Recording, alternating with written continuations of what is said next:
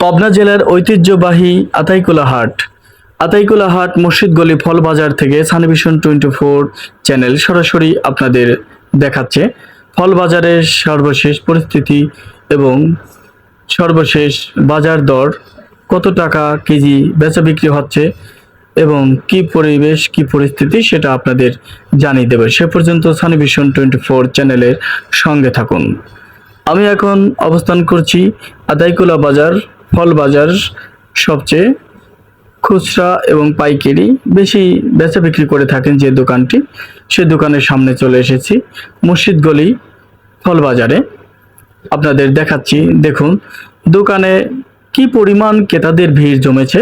আজকে প্রথম রমজান উপলক্ষে প্রথম ইফতারি টেবিলে সকল প্রকার ফল, বিভিন্ন রকম শরবত টেবিলে থাকবে সেই আশায় সকল রোজাদারেরা কেনাকাটা করছেন। ইফতারের টেবিলে সবচেয়ে আকর্ষণীয় খাবার যেগুলো থাকে ফলের আইটেম, সেটা আপেল, কমলা, আঙুর, বেদানা, পেয়ারা, কলা, শরবত সহ ইত্যাদি রকম ইফতারের টেবিলে থাকে। পাশাপাশি এবছরের নতুন ফল এসে গেছে রমজানের ভিতরে, তরমুজ, আনারস, এগুলা দেখাচ্ছি বন্ধুরা। তরমুজ ও আনারসের দোকানে সামনে চলে এসেছি, এখন আপনাদেরকে জানিয়ে দেব।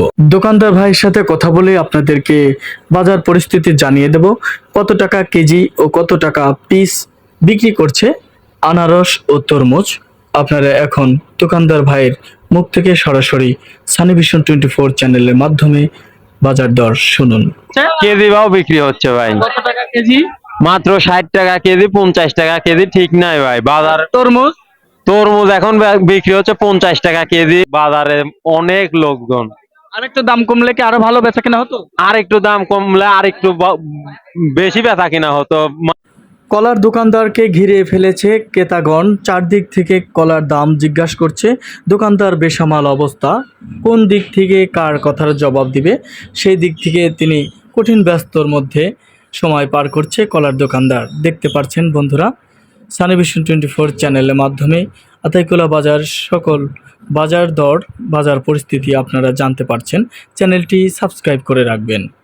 দেখুন এখন যে সারি সারি মানুষজন দাঁড়িয়ে আছে, এটা কোনো হকার বা ক্যানভাসার কোনো সাধারণ দোকানে নয়, এটা হচ্ছে খেজুরের বিক্রেতা দোকান, যেখানে খেজুর বিক্রয় করে থাকে একদম সুলভ মূল্যে। এখানে দেখুন একটা দোকানদারের হাত থেমে নেই, প্রতিনিয়ত খেজুর একের পর এক ওজন করে যাচ্ছে এবং কাস্টমারদের কাছে বিক্রি করছে। দেখতে থাকুন। এখন রমজান শুরু হওয়া মাত্রই প্রতিটা ফলেরই বাজার ঊর্ধ্বগতি হয়েছে, ক্রেতাদের ক্রয় ক্ষমতার বাহিরে চলে যাচ্ছে। শুনুন ক্রেতার মুখ থেকে তাদের আবেগ। আমাদের দেশে দেখা যাচ্ছে সারা বছর এমনিতে যে ফলের দামগুলো থাকে, রমজান আসলেই অটোমেটিক ব্যবসায়ীরা এটা দামগুলো বাড়ায় দেয়। এটা কেন করে আমরা জানি না।